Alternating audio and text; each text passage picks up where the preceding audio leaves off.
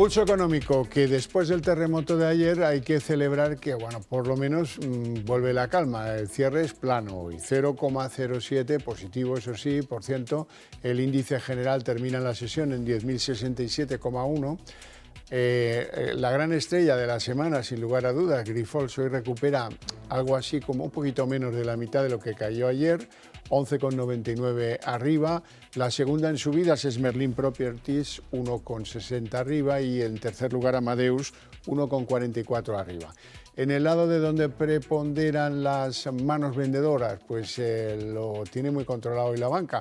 Sabadell, el que más se deja en la sesión, 3,84 abajo, Unicaja 1,89 abajo, Acerinox, que se cuela entre el grupo de los bancos que hoy están en rojo, Acerinox pierde en la sesión 1,80. Bueno, y a continuación les voy a adelantar algunos de los argumentos que trataremos en la tertulia económica que mantenemos cada tarde con los mejores expertos para que a ustedes no se les escape detalle. Bien, lógicamente, pues el drama continúa, hay que hablar de Grifols. Hoy se defendía la compañía multinacional catalana del plasma, anunciaba acciones legales contra Gotham City. Hoy hemos sabido que ayer pues, Grifols se dejaba 2.200 millones en bolsa. También hemos sabido que el fondo bajista Gotham City ha ganado 17 millones en la operación. Y nos seguimos haciendo casi las mismas preguntas que ayer. ¿Dónde está la Comisión Nacional del Mercado de Valores? Hemos sabido que el auditor KPMG obligó a reformular las cuentas de Grifols en el año 2021 y que este año ya ha cambiado de auditor y será Deloitte. Además de esto, tenemos que hablar de Iberdrola, porque la Audiencia Nacional ha dado la razón a la eléctrica y a 4 de sus directivos frente a las peticiones de cárcel que formuló la Fiscalía Anticorrupción y a la condena a pagar una indemnización de 200 millones de euros. Todo esto tiene que ver con el llamado tarifazo del 2013 y con pues unos argumentos de la Comisión Nacional del Mercado y de la Competencia que acusaban a Iberdrola de haber manipulado los precios con aquel tarifazo de aquellos años que muchos todavía seguro que recuerdan. Les presento ya a nuestros invitados hoy. Don Antonio Banda, CEO de Fil Capital. Muy buenas tardes. Hola, buenas tardes. Y feliz año, que no nos habíamos visto. Igualmente, aquí Don estamos. José Luis Fernández Santillana, jefe de análisis y estudios del sindicato USO. Muy buenas tardes, bienvenido, feliz año. Igualmente, encantado y feliz año a todos. Bueno, perspectiva. Nuestro IBEX 35 recupera la normalidad, un cierre plano hoy, todos mirando con el rabillo del ojo a ver qué pasa con Grifols, que ha llegado a poner en riesgo los 10.000 puntos que tanto nos costó conseguir. Y el resto, pues, compás de espera a la expectativa del dato de inflación de Estados Unidos, que veremos mañana. ¿Cómo ha visto la sesión? Bueno, yo creo que bastante aburrida, ¿no? Al final, estos 2 días que llevamos con Grifols, pues ha centrado bastante todas las noticias del mercado y el resto, pues sí, fundamentalmente lo que has comentado. A ver qué pasa con la inflación en Estados Unidos, que puede marcar sobre todo hacia dónde van los tipos de interés, ¿no? Y estamos todos esperando a ver si eso nos puede dar una indicación de lo que la Reserva Federal va a hacer en su próxima reunión. José Luis. Sí, yo esto, vamos, plan de broma un poco es cuando alguien suspende porque ha tenido una mala nota, que es lo que pasó estos días con Grifols fundamentalmente y la bolsa. Bueno, luego vienen las recuperaciones, ¿no? Y a veces ahí se aprueba más o menos, ¿no? Bueno, pues un poquito lo que ha pasado, ¿no? Después del leñazo considerable, pues ha venido un repunte importante, un 10% en un día. Y dices, bueno, oiga, aquí lo que está claro es que hay gente que juega en bolsa y de posiciones a corto plazo y sobre todo forzando esas posiciones bajistas, bueno, hacer negocio en días, ¿no? Por no decir en horas. Bueno, esto es lo que hay y yo creo que por lo demás la bolsa está estabilizada, salvo ese valor concreto, ¿no? Bueno, hablaremos más tarde de Grifols porque sin duda sigue siendo el protagonista, pero hay otros protagonistas. Luis de Guindos, vicepresidente del Banco Central Europeo, decía hoy que le parece decepcionante el crecimiento de la eurozona. Lo podemos decir nosotros tres aquí, ustedes en sus casas, pero Luis de Guindos no. Porque Luis de Guindos es el responsable de que los tipos que fija el Banco Central Europeo estén donde estén y buena parte de esa falta de crecimiento que a él le parece decepcionante se debe a las decisiones que ha tomado el Banco Central Europeo. Yo la verdad es que a veces no entiendo a los que dirigen las cosas más importantes de Europa, por ejemplo, el Banco Central Europeo.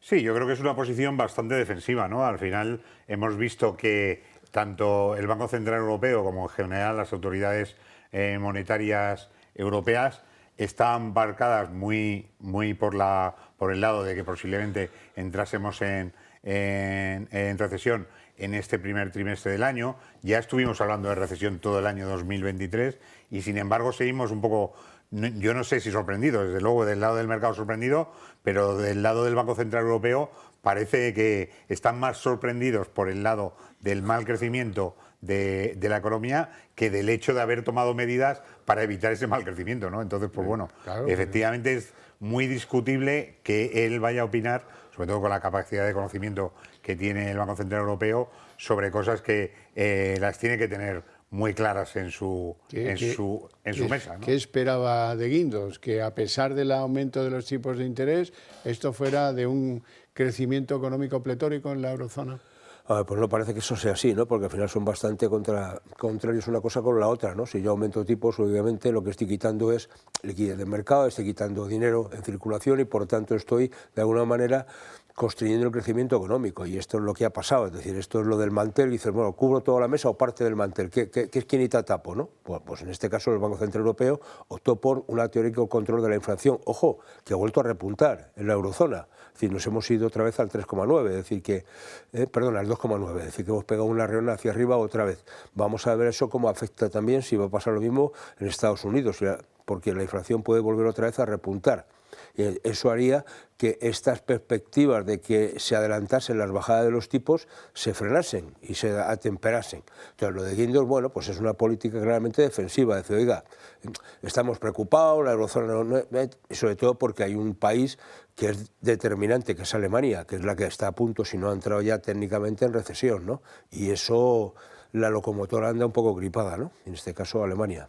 Bueno, pues vamos con el protagonista, Laboratorios Grifols, que hoy recuperaba 11,99 de subidas en el día, ayer fue casi un 26, lo que se dejó en la sesión después de ese ataque furibundo de Gotham City, que llegó a decir que las acciones de Grifols no valían nada. Bueno, algunos inversores hoy contradicen esa afirmación, pero a la hora de hacer balance sabemos, uno, que a Grifols le costó lo de ayer 2.200 millones, dos, que Gotham City se ha metido 17 en una operación a corto facilita, después de ser tú el que originas el caos.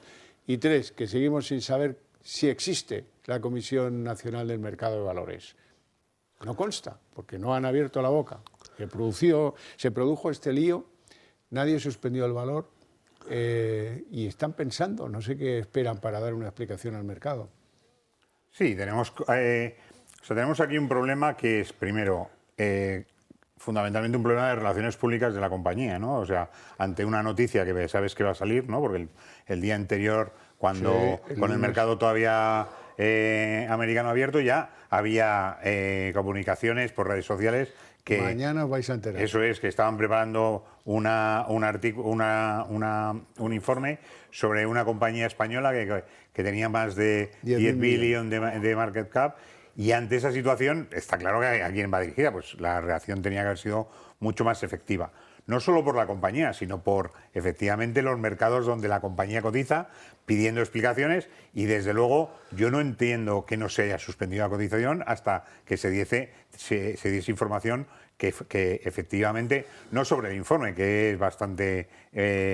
pues el informe puede decir lo que quiera, ¿no? Porque es una compañía que puede hacer los informes, justificarlos y que el mercado se lo crea. Pero sí ante una caída tan importante, viendo que eso afectaba fundamentalmente a los accionistas y más los minoritarios, ¿no? Que hemos visto que llegaron a perder casi 3.200 millones de euros, que sí que lo aprovechan los bajistas para subirse y tener la rentabilidad que han tenido con la subida de hoy. Entonces, claramente, esto es un problema de falta de intervención de la compañía y también de las autoridades en las que la compañía cotiza, que no han tomado ninguna medida ante esta situación, ¿no? Sí, sí.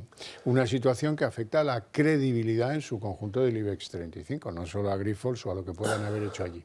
Claro, pero es que lo que no se puede es estar vamos, mirando a otro lado. Es decir, la propia compañía es la primera que tenía que haber salido y reaccionado de manera inmediata, ¿no? Como ahora, lo que ha hecho hoy, haberlo hecho ayer, ¿no? Es decir, que vaya a demandar y tal y cual. Y luego, hombre, hay que verificar, ¿no? Es decir, si la Comisión Nacional del Mercado de los Valores y la competencia, que está de alguna manera para verificar ese tipo de actuaciones, oiga, si llega una situación que está alterando o de manera consciente el valor de un producto, en este caso que cotiza en la bolsa, usted tiene que salir y verificar si eso es así, si no suspender esa cotización por el daño no a la compañía. Oiga, la compañía, sino los accionistas, que al final son los que acaban perdiendo, ¿no? Es decir, ¿quién tiene el capital? Los accionistas que lo tienen ahí invertido. Si le meten un leñazo de esas características, luego ¿quién se lo recompone? Hombre, aquí lo que está claro es que hay gente que utiliza este tipo de actuaciones o algunas compañías para hacer negocio. Y lo que ha pasado aquí es que en 48 horas se ha pegado a algunos, coloquialmente hablando, un pelotazo.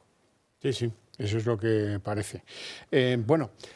Tenemos que hablar de la racha vendedora que sigue siendo predominante entre los bancos españoles. Ayer era CaixaBank, hoy es Sabadell los que lideran el vagón de los que están en rojo. Bueno, el sector hemos visto que ha tenido el año pasado un buen recorrido. ¿Qué ocurre? Que ante la posibilidad de que empiecen a bajar los tipos, ¿no? Como hemos comentado antes, probablemente el sector más afectado será el sector bancario, ¿no? Que ha hecho unos cuantos trimestres apostando fuerte a ese margen diferencial entre el préstamo y cómo toma el dinero, que le ha ayudado a beneficiarse en los resultados de 2023, que ya empezaremos a verlos enseguida, ¿no? Y eso sí que nos va a demostrar que el año 2023 ha sido muy bueno para la banca, pero que en cuanto empiece a estropearse y veamos que hay bajada de tipo de interés y ajuste del margen, los bancos van a empezar a sufrir, y las cotizaciones las están reflejando previo a que conozcamos los datos de reales, ¿no? Que es lo normal que ocurre en los mercados. Bueno, yo creo que es una bajada de alguna manera que compensa las subidas también recientes que han tenido. Es decir, el año 2023 ha sido objetivamente bueno para la banca, bueno, y ha sido uno de los impulsores precisamente del crecimiento del IBEX, y muy especialmente en el último trimestre, ¿no? Es decir, que eso ha sido una realidad. Bueno, vamos a ver qué pasa, ¿no? Es decir, yo creo que los bancos todavía tienen margen, es decir, la subida de tipos o la bajada, en este caso, que es la que todo el mundo está esperando, se va a atemperar, y no va a ser de alguna manera rupturista, sino que va a ir poco a poco, con lo cual le va a dar un margen importante, ¿no? Y sobre todo lo que estamos viendo es que los bancos no están, o han empezado ya a empezar una pequeña guerra de competencia con el tema de la remuneración de los depósitos, con lo cual están cobrando más, han remunerado menos y al final, hombre, han hecho caja, ¿no? La banca siempre gana. Bueno, una noticia que invita a hacerse también muchas preguntas. Hoy hemos sabido que Iberdrola ha ganado su pleito en la Audiencia Nacional, les han dado la razón y por lo tanto se la quitan a otro. La razón se la quitan a la Fiscalía Anticorrupción, que pedía penas de cárcel para 4 directivos y 200 millones de condena. Bueno, la verdad es que aquí nunca dimite nadie, pero esto es bastante fuerte, que después de la polémica sobre el tarifazo de 2013, ahora les den la razón a los de Iberdrola y se la quiten a la Fiscalía Anticorrupción. Son una de esas cosas que uno no termina de entender. Sí, pero lo que pasa es que, fíjate, es decir, al final dices, esto 2013, ¿no? Es decir, que es que ya, sí. Claro, o sea, es hay que hacer memoria. Claro, ¿no? hay que hacer memoria, ¿no? Es decir, cuando se habló de que había habido un complot para subir los precios, tal, grandes subidas, bueno, es que solamente estaba Iberdrola, era la única compañía eléctrica que estaba, no había más, ¿no? Es decir, aquí estamos jugando. Yo lo que quiero ver en plano positivo es que la gente le estamos poniendo miedo a pleitear contra los instrumentos del gobierno, me da igual. Llámese en este caso la Fiscalía Anticorrupción, caso de Hacienda, hoy veía que Iniesta también había ganado otra sentencia Hacienda en este sentido. Es decir, oiga, la gente ya le está perdiendo el respeto, por decirlo así. ¿Por qué? Porque ya está viendo, ya está bien, ¿no? Es decir, se ha utilizado mucho el tema de voy a por ti y paga un poco que esto lo arreglamos, ¿no? Y ya la gente está empezando a cambiar esa posición. Y a mí eso me parece que es muy positivo, ¿no? Para el Estado de Derecho, para la normalidad de este país, ¿no? Que la gente reaccione en función de lo que está haciendo y si no ha hecho nada malo, porque tiene que pagar, ¿no? Banda. Sí, yo creo que efectivamente, y sobre todo con el efecto de tiempo en la justicia, ¿no? O sea, claro, te retrasan los casos, muchas veces dices que te quedas paralizado porque tienes un tema pendiente que además, aunque tú tienes sensación como compañía de que no has hecho nada malo, claro, si te metes en un pleito con los abogados, con el tiempo, sobre todo cómo manejan la prensa y cómo al final van saliendo poco a poco noticias que van siempre en tu contra y que dan como resultado que estés perjudicando a tu capacidad de venta como empresa, ¿no? Ante eso, pues yo estoy de acuerdo con José Luis que al final la gente está espabilando, ¿no? Lo hemos visto con bastantes futbolistas que han estado muy perseguidos y lo estamos viendo con las compañías que al final es que la fuerza que tiene el Estado en ponerse en tu contra en temas en los que probablemente no tengas razón lleva a que esa posibilidad que te retrasa una decisión justa hace que te eche para atrás. Entonces prefiero invertir en otra cosa y pagar la multa que no que tener que aquí estar pensando en los próximos 10 años, dotando gastos de abogados y esperando resoluciones que aunque salgan luego a mi favor, como es en este caso, ya nadie se acuerda de cuál fue el motivo. Es verdad. Don José Luis, tenía yo ganas de hacer balance de empleo con usted del cierre del ejercicio. Los datos de diciembre, que como han sido medio fiestas, etcétera, pues se han quedado un poco en entredicho. Vamos a ver, como siempre hacemos, la interpretación correcta, rigurosa de los datos del desempleo en diciembre.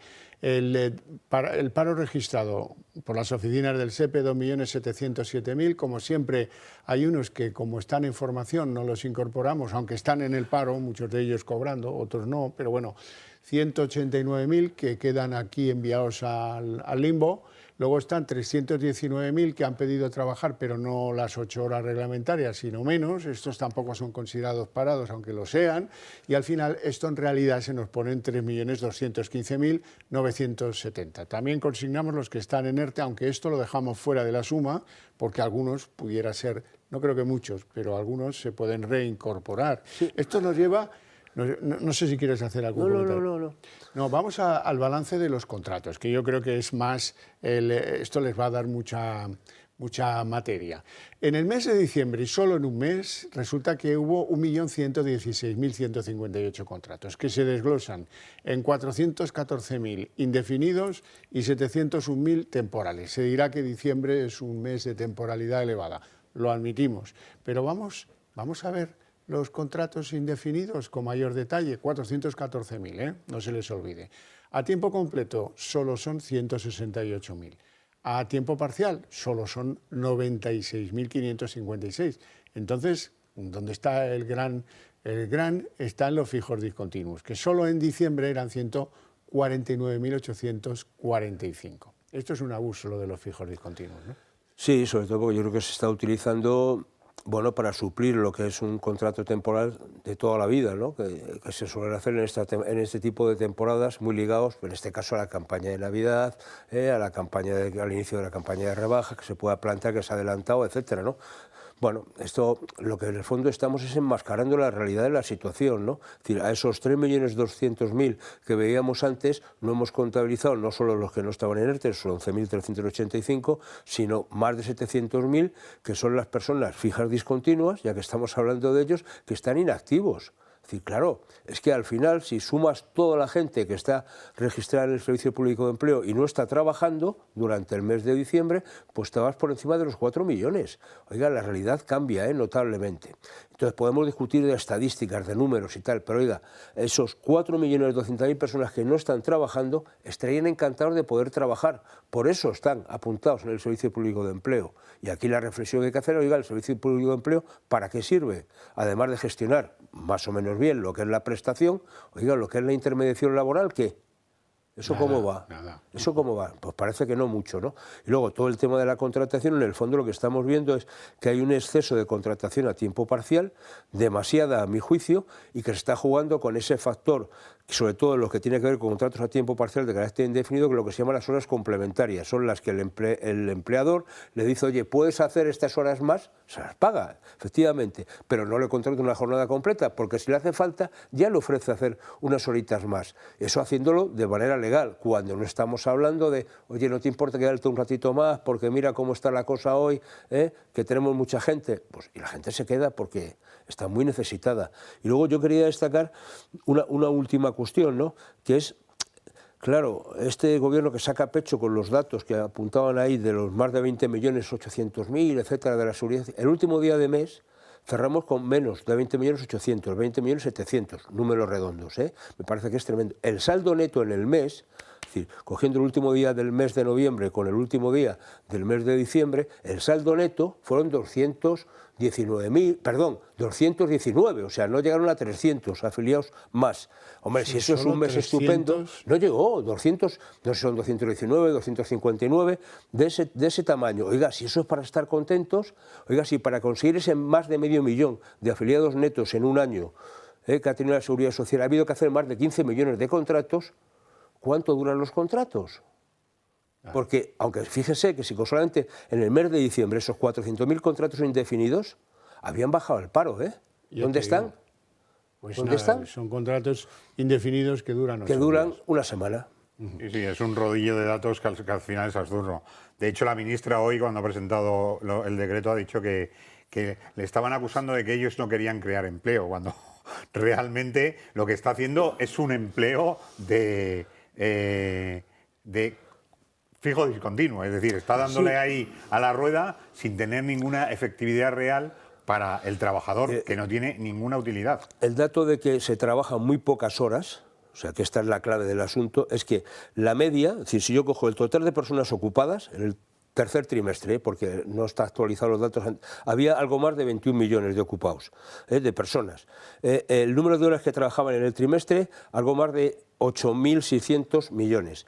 Bueno, si yo hago el promedio, personas, horas, me salen 31 horas, 31,3 horas de trabajo. Respecto a una jornada de 38 horas, por decir una jornada máxima, es que me faltan 7 horas. ¿Y eso quién? Es que en 2008 el promedio de jornada estaba en 32,8 horas, 33, es decir, que estamos trabajando 2 horas menos, con más gente trabajando, ¿eh? Con 21.200.000 y estábamos en 21.130.000 en el 2008. Oiga, ¿dónde está la mejora del mercado laboral? Que me lo expliquen, ¿eh? Pasa algo, sí. Bueno, tenemos que hablar de un terremoto, el que parece que va a venir sobre los fabricantes de paneles solares, en especial los europeos. ¿Por qué? Porque los chinos lo tienen claro. Se han propuesto reducir los precios de los paneles solares, son el gran productor mundial de paneles solares, a la mitad. ¿Para qué? Pues para echar del mercado a posibles competidores que aparezcan en Europa o en Estados Unidos.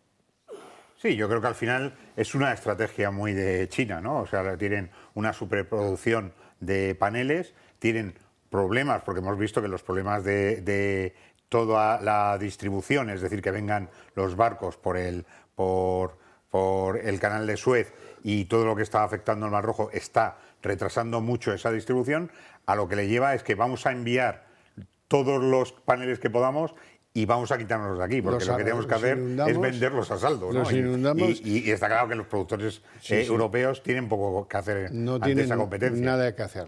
Bueno, y hoy terminamos con una noticia triste, el fallecimiento de Cesario Alierta, que fue presidente de Telefónica, antes que eso de Tabacalera y antes que eso de Beta Capital. En Tabacalera fue presidente 16 años, del 2000 al 2016. Estaba ingresado muy grave de salud, consecuencia de una enfermedad respiratoria, y tenía 78 años. Es un formato de presidente que yo creo que no veremos más. Sí, sí, yo creo que era una gran persona con una capacidad y conocimientos que hizo grandes cambios en el mercado financiero. O sea, luego lo hizo en Tabacalera, lo hizo en Telefónica, pero su parte inicial fue iniciar todo lo que era el mercado financiero español, llevarlo a la modernidad, ¿no? Y yo creo que fue una gran modernización de lo que esa empresa tan estratégica que es Telefónica, le pegó el gran impulso y tiene que ver mucho con con el formato digital, la televisión digital, etcétera, toda esa irrupción que hubo de nuevas tecnologías y de modernización de la compañía.